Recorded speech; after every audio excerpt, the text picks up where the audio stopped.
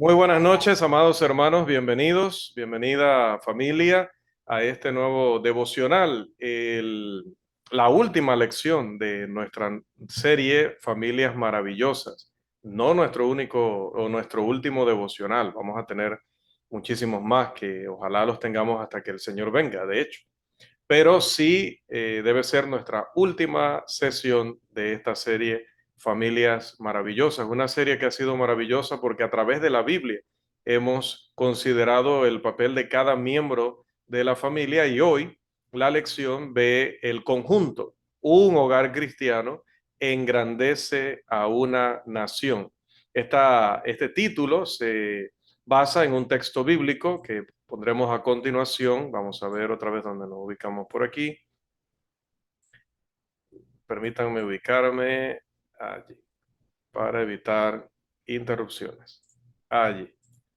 Dice Proverbios 14:34, la justicia engrandece a la nación, mas el pecado es afrenta a las naciones. Proverbios 14:34. Los hogares cristianos desempeñan un papel vital en la totalidad de la justicia que se aplica en una sociedad. Qué gran y maravillosa nación sería cualquier país si todos sus hogares se basaran en las claras enseñanzas de la Biblia. No se equivoca la gente cuando dice que así como va el hogar, así también va la nación. La calidad de los hogares influye en la calidad de toda nación. Generalmente se dice que nuestro país es una nación cristiana. He escuchado a hijos de Dios incluso llamándoles de esta manera. Sin embargo, no es una designación apropiada. Lamentablemente esto ni siquiera es cierto. Los cristianos son personas individuales, personas que han sido salvas por la sangre de Cristo, que han sido bautizadas en Cristo, personas que son miembros de la iglesia de Cristo. Las naciones no pueden ser miembros de la iglesia de Cristo. Una universidad no puede ser miembro de la iglesia de Cristo. En realidad, un porcentaje bastante pequeño de la población de este país ha obedecido realmente a Cristo y se ha convertido en cristiano, según la Biblia define esta palabra. Y muchos de los que se han convertido en cristianos, de los muchos que hay, algunos o una parte no son realmente leales a Cristo, porque la palabra dice en Apocalipsis que ser leal a Cristo es ser fiel hasta la muerte. No cuenta que podamos servirle 20 años y luego apartarnos, 40 años y luego apartarnos. Debe ser un servicio de toda la vida hasta que llegue la muerte. Pero siempre que y donde quiera que haya un hogar verdaderamente cristiano, este puede tener una gran influencia para el bien de la sociedad. Algunas de las formas en las que un hogar cristiano puede influir en la sociedad en la dirección correcta son las que vamos a mencionar esta noche de manera breve, pero esperamos que de manera clara y de manera que las podamos recordar. Son 10. Primero, el hogar cristiano influirá en la sociedad mediante la elección de una vocación, mediante elegir una profesión, una tarea, una ocupación. La escritura, hermanos, nos enseña y el cristiano es consciente de que el Señor espera que toda la humanidad trabaje. Este es un mandamiento de parte de nuestro Dios. El apóstol Pablo dice, porque también cuando estábamos con vosotros os ordenábamos esto. Si alguno no quiere trabajar, tampoco coma. Ese es un mandamiento apostólico. Tenemos textos también como segunda de Tesalonicenses 3:10 o Efesios 4:28 que también nos exhorta a dedicarnos a buscar nuestro pan con trabajo honesto. Un cristiano en esa línea de buscar un trabajo, de dedicarse a una vocación, tratará de elegir una vocación honorable, no cualquier ocupación. No decidirá trabajar en un determinado empleo únicamente sobre la base del dinero que va a poder obtener. Buscará tomar una decisión basándose en lo que hará la mayor, la mejor y la más rica contribución a la sociedad, es decir, haciéndolo de acuerdo a la voluntad de Dios. Colosenses nos dice que todo lo que hagamos, sea de palabra o de hecho, debemos hacerlo en el nombre de Cristo, es decir, debe ser algo autorizado por Cristo y debe buscar la gloria de Dios. En segundo lugar, un hogar verdaderamente cristiano influirá en la sociedad, mostrando la diferencia en la educación cristiana, tanto en el hogar como en la escuela, como en la iglesia. Por ejemplo, tenemos allí el caso de nuestro Señor Jesucristo. El crecimiento de nuestro Señor fue de una naturaleza cuádruple. Por ejemplo, leemos en Lucas 2:52, y Jesús crecía en sabiduría y en estatura y en gracia para con Dios y los hombres. ¿Qué nos está diciendo este texto? Nos dice que el crecimiento de Jesús fue intelectual, dice que crecía en sabiduría. También nos dice que su crecimiento fue físico, porque también le permitió su padre crecer en estatura. Pero también su crecimiento fue espiritual, porque dice que creció en gracia para con Dios, pero que él no se olvidaba de que estaba en un mundo donde hay que relacionarse y asociarse con otros. De manera que también su crecimiento fue social, dice, en gracia para con Dios y los hombres. En tercer lugar, amada familia, un hogar verdaderamente cristiano influirá en la sociedad en los tipos de pareja que los miembros del hogar elegirán o han elegido. Esto es interesante. Primera de Corintios, capítulo 15, versículo 33, en la versión La Biblia de las Américas, dice: no os dejéis engañar, las malas compañías corrompen las buenas costumbres. El hogar cristiano va a influir de manera decisiva, de manera positiva en la sociedad, cuando les muestra que uno debe tomar las mejores decisiones con respecto a esa persona que va a compartir con nosotros toda la vida. Esa persona que, como decíamos en una lección pasada, tendrá prácticamente el 50% de participación en si nosotros iremos o no iremos al cielo. El hogar cristiano influirá al seguir el estándar de la verdad en la elección de una pareja de matrimonio. Recordará los textos de Mateo 5:32, de Mateo 19, de Primera de Corintios 7, donde en tantas y cuantas palabras nuestro Señor nos hace ver la seriedad, la gravedad de los votos matrimoniales. Por lo tanto, la importancia de saber elegir adecuadamente a nuestras parejas. Punto número 4.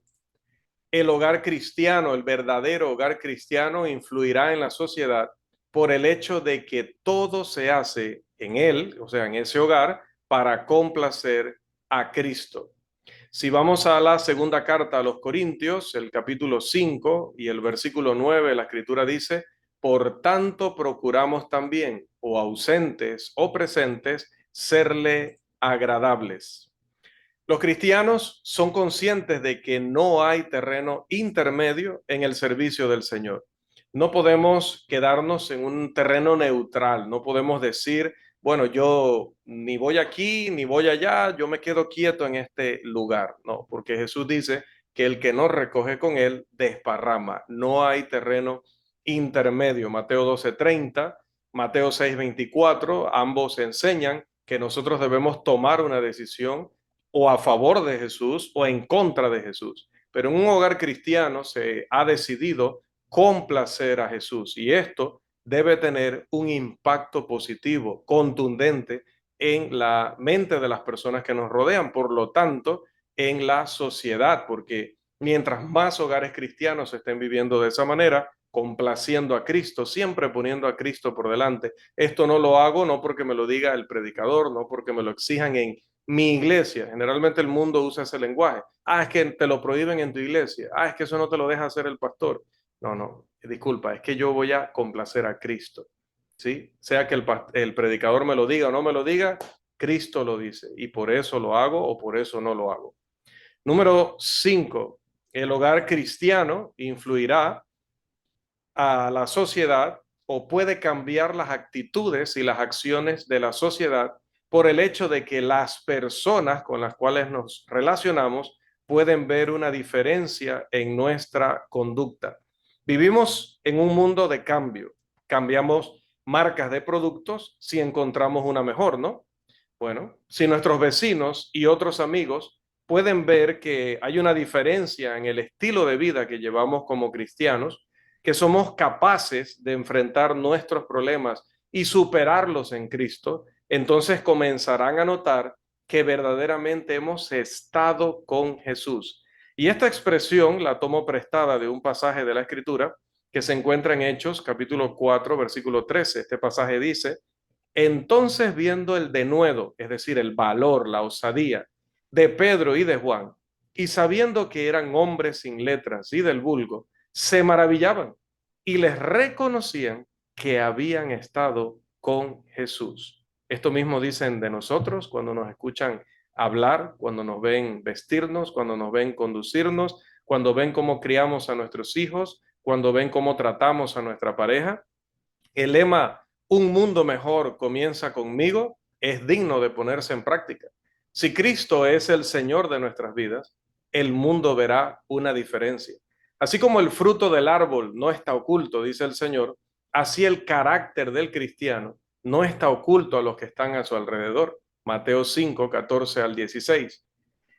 La eternidad, hermanos, puede medir la influencia de un hogar verdaderamente cristiano en la sociedad. La psicología nos puede decir cosas, los vecinos nos pueden decir cosas, nosotros podemos creer cosas de nuestro hogar, creer que todo va bien, pero realmente solo la eternidad, solo el mundo espiritual puede evaluar si nuestro hogar está siendo verdaderamente exitoso, que no tiene que ver con muchos títulos universitarios en él, que no tiene que ver con muchos hijos, que no tiene que ver con profesiones destacadas o no tiene que ver con una gran cuenta bancaria, que no tiene que ver con muchos bienes.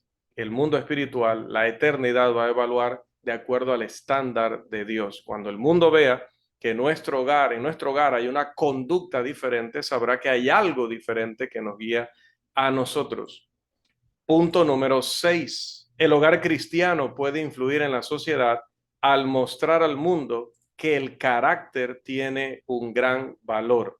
Y aquí tengo que volver a recordar a todos que cuando hablamos de carácter no debemos utilizar el término en el sentido que generalmente se utiliza aquí en Panamá. Decimos, esa mujer tiene qué carácter. Y lo que en realidad estamos diciendo es que tiene una forma de ser muy desagradable, que es una persona iracunda, que es una persona insoportable o que es una persona irritable. En realidad nos estamos refiriendo al temperamento, ¿sí?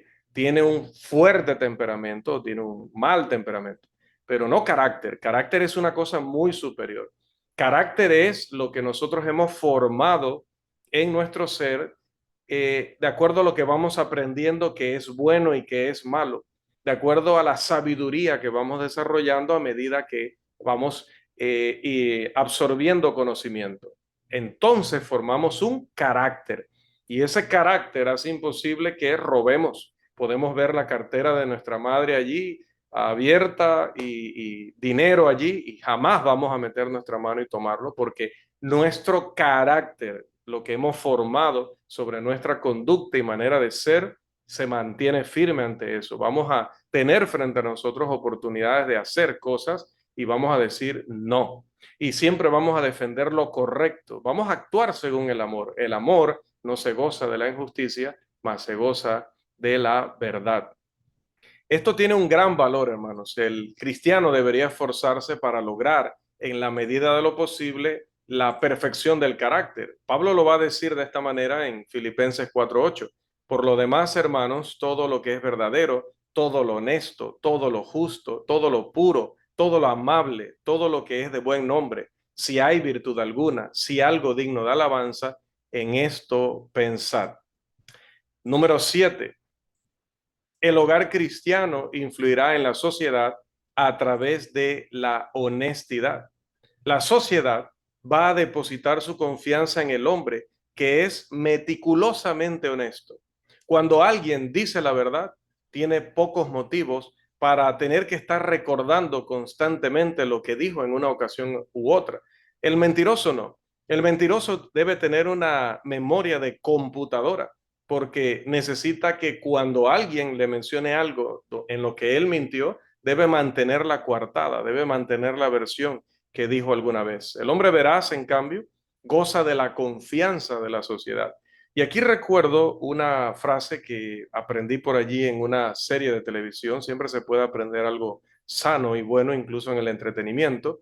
Y decía esto, muy interesante. Dice que el mentiroso no es que se preocupe de que todo el mundo lo mire como tal, sino que el mentiroso en realidad está preocupado de que él no puede confiar en nadie. ¿Ok? Lo repito, estoy parafraseándolo porque no la recuerdo exactamente, debía anotarla antes de la exposición, pero es como muchas veces pensamos que el mentiroso está preocupado de que a él nadie le cree, así es, de que a él nadie le cree, pero dice que no, dice que en realidad el peor castigo, ya estoy recordando literalmente el dicho, que el peor castigo de un mentiroso no es que nadie le crea, el peor castigo de un mentiroso es que él no le puede creer a nadie. Él siempre duda de todos porque él vive mintiendo. Y claro, dicen que el ladrón juzga por su condición. Un mentiroso ha perdido la confianza de los hombres y le resultará casi imposible recuperarla o ganar una posición de confianza. También es cierto, no es que no sea cierta esa parte. Pero me pareció interesante aquel dicho, siendo que el hombre veraz, ese sí, confía y él es confiable para todos. Número 8. Dice antes de ello, Colosenses 3:9, no mintáis. Oh, ya sé lo que está pasando. Escuchaba que sonaba el WhatsApp y era que lo tenía abierto. No mintáis los unos a los otros, habiendo despojado del viejo hombre con sus hechos, dice Colosenses capítulo 3, versículo 9. Esto es mandamiento bíblico. Pasamos entonces ahora a el siguiente punto, que es el número 8. Dice, el hogar cristiano puede mostrar a la sociedad cómo enfrentar la vida. El cristiano es el único que puede decir juntamente con el apóstol Pablo, he aprendido a contentarme cualquiera que sea mi situación. Filipenses capítulo 4, versículo 11. Todo depende de la actitud que uno adopte. En los momentos difíciles, que los habrá muchos, y si somos cristianos y estamos tratando de hacer lo correcto, se multiplicarán. El cristiano va a dirigir sus pensamientos no a sus propias fuerzas, el cristiano va a dirigir sus pensamientos hacia Dios Todopoderoso y avanzará con la confianza de que porque Dios lo ama, todas las cosas resultarán finalmente para su bien, como dice Romanos capítulo 8, versículo 28.